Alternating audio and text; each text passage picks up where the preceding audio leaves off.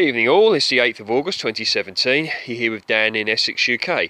So certainly had a change of weather around here of late, a lot of rain, and it's feeling rather chilly. I believe the temperature's been about 19 degrees C today, which is still okay, but certainly not as warm as the heat wave we were having probably a month or so ago.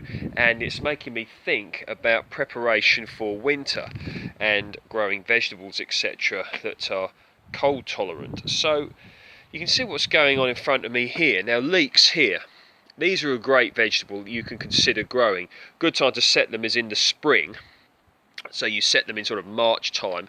You can maybe start them off in February or March in a little pot inside on the windowsill, and then you plant them out later on.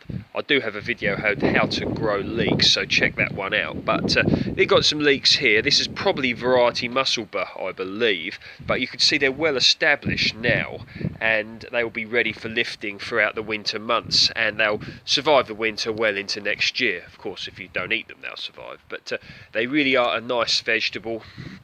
I really like leeks, leek and potato soup. I like them boiled, I like them steamed. Certainly a very versatile and cold hardy useful vegetable. So leeks are one thing you may want to consider. And of course we've got some cabbages here underneath some netting. You see, tight knit net, totally in contrast to the other netting you guys have seen in use, but not totally worried about that. But you can see some more cabbages here. Now these were set later, and the thing with these is they will then be ready probably early part of next year, later part of this year. See, we're starting to heart up here, so you want to be getting into successional sowing. And here we've got some carrots as well. They'll survive well into the cold. And here we've got spinach. So this spinach here, this was set earlier, and this was again sown earlier in the year, and you can see the size that it's achieved, and it achieved this size very quickly. I mean, certainly helped by the fact that we had that lovely warm weather which acted as a catalyst, provided enough water was provided. But you can see just the size of some of these spinach leaves, and these are brilliant. Now some more spinach here, and this was again set at a later date, so this will be ready at a later date, well into the winter. Totally cold hardy for the climate in the UK. Obviously if you live in somewhere ridiculously far colder than here, then maybe you want to be looking up, you know, its cold hardiness, but certainly suitable here. So spinach is a great one to consider growing. More under here as well. Right, this is Rhubarb Chard, not to be confused with rhubarb. It's called Rhubarb Chard because guess what? It looks like rhubarb. And this is a lovely thing you can eat. This really does. You can look at the lovely redness of the stem there. Really is a nice vegetable to eat. One of my favourites actually. I like it with apple cider vinegar, and that's very nice indeed. And here as well, of course this is not a winter vegetable, but some tomatoes here. They're looking pretty nice. Okay, with regard to fruit, you want to be looking at a long-keeping apple. This is variety Winter King, otherwise known as Winston, after the Prime Minister Winston Churchill. And this is a long-keeping apple and can be kept until March, April the following year under correct conditions. So Winter King, or Winston, whatever you want to call it, is one that you want to consider. Now, this is a tree I grafted myself a few years ago. In fact, if you check out my first ever YouTube video, and I believe it was titled Winter King Apple, check that one out and you'll see this apple, this tree, shortly after I'd grafted it.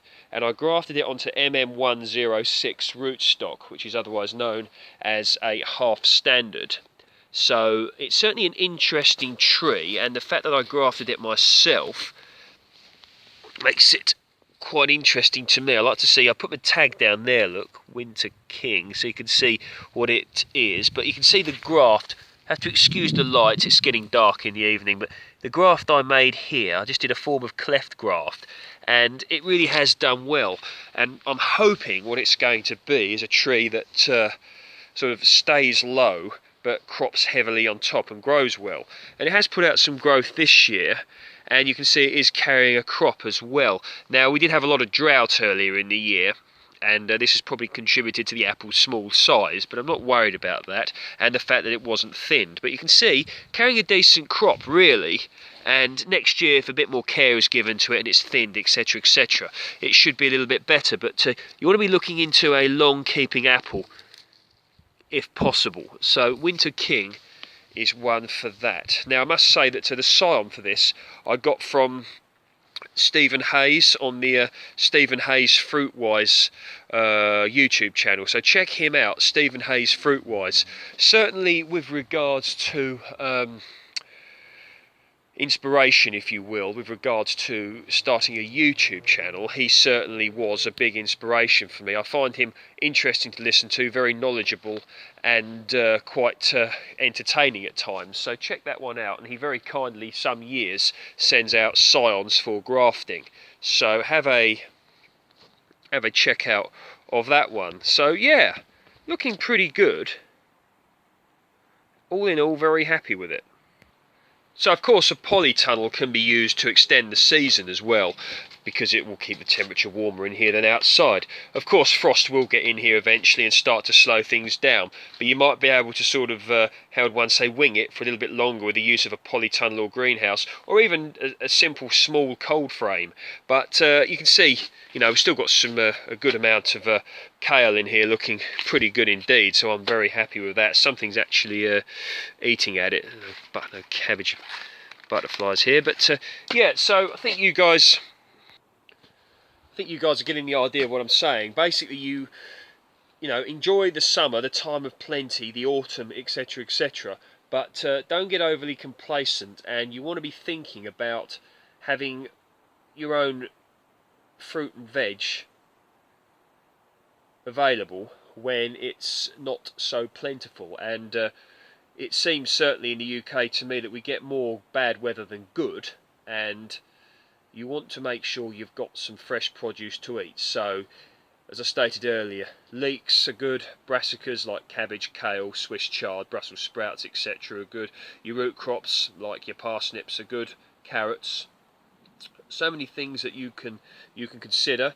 Do your research, watch my videos, watch other people's videos, and there's just so much you can grow. And if you're in a part of the world where there's regular snow in the winter, we don't get so much snow around here, although in certain parts of the UK we do. You might even be pulling your own fresh veg out of the snow, and there's something quite satisfying about that, in my opinion.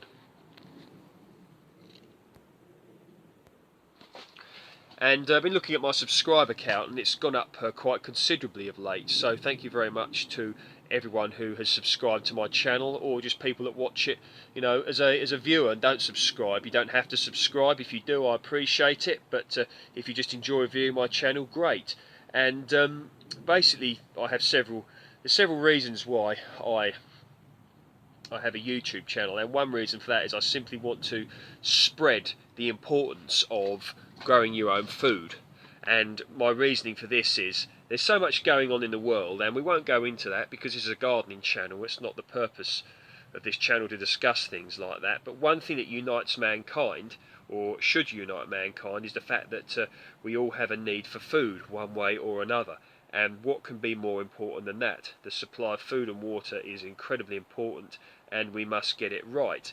And I believe that the days could be coming where growing our own food is more important than perhaps it's ever been. An example would be for my older viewers and the younger viewers, the dig for victory during World War II, when food couldn't get through quite so easily. It's very important.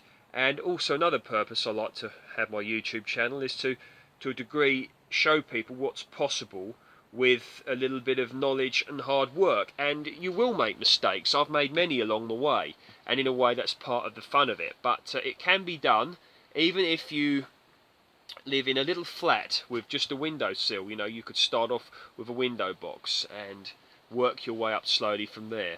And I've found in life with many things that you don't want to try to do too much too soon. You want to start slowly and slowly work into it, because at the end of the day you get into a particular position generally slowly, and to change your life one way or another, change your habits, change what you do, change what you're influenced by, will take time, and to force it can cause a lot of stress. So move into things gradually, like gardening for instance. Don't just turn around and go, oh yeah, I want to be 100% self-sufficient this time next year. Highly unlikely it's going to happen, although it could, if you have the necessary resources and the knowledge, etc., and the work ethic. But for 99% of people, me included, that's not possible at this time. So work into it slowly, build your knowledge up, and go from there. So I hope you guys are doing well. Take care and speak soon.